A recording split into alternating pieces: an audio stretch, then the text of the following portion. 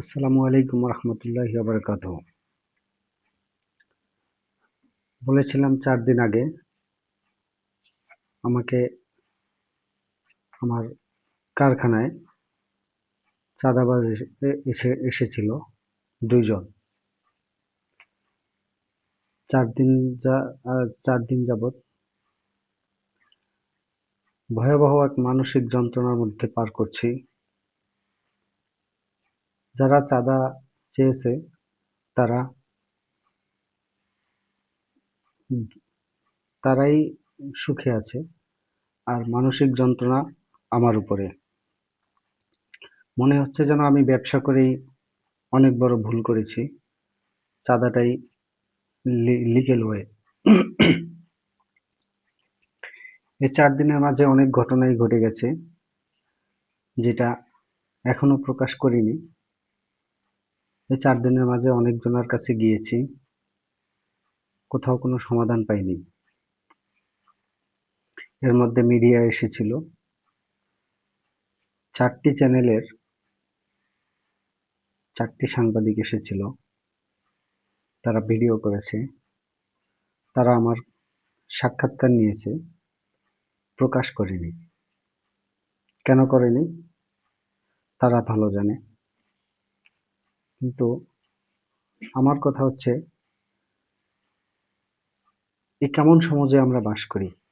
এটা কেমন সমাজ, যেখানে আমি একজন উদ্যোক্তা হয়ে কিছু কাজকর্ম করে পেট চালানোর ব্যবস্থা করি, সেখানেই আমার উপরে এই জুলুম। এই কেমন সমাজে বসবাস করি?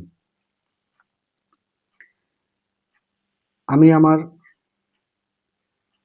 ব্যবসা ব্যবসা এমন এমন পরিস্থিতি, এখানে আমার একটা কারখানা রয়েছে। আমি বাল্ব তৈরি করি।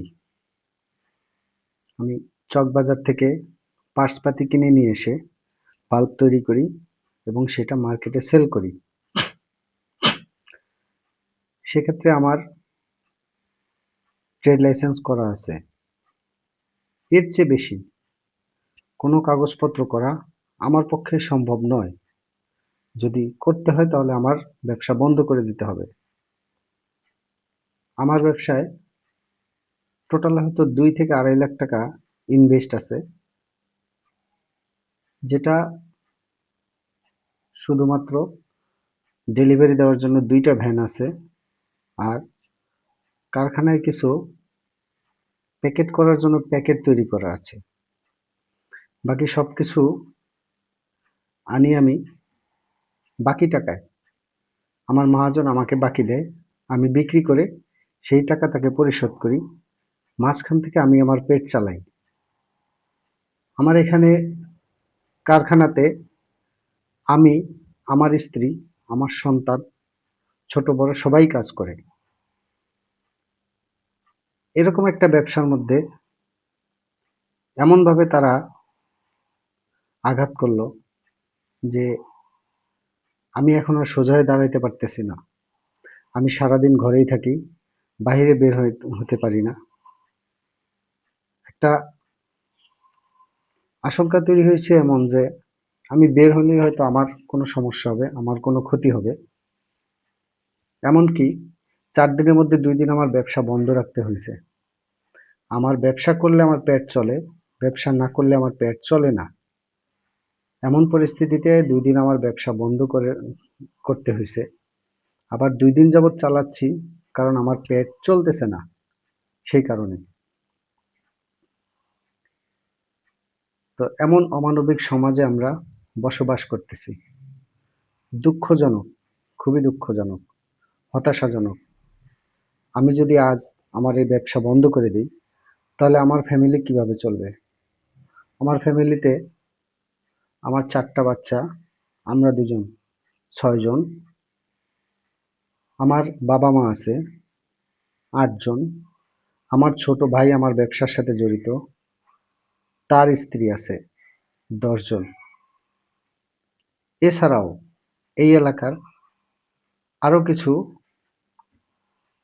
ছেলেপেলে আছে, বাহিরের ছেলেপেলে। যারা এখানে কাজকর্ম করে, কম বেশি যাই হোক করে এবং টাকা নেয়। আমার ব্যবসা বন্ধ হলে তাদেরটাও, আমার ফ্যামিলি তো যাবেই, তারা হয়তো অন্য কোথাও অন্য কিছু করবে, কিন্তু আমার এই 10টা পেট চলবে না। সেইখান থেকে আমার এই ব্যবসা বন্ধ হয়ে গেলে আমি কি করব?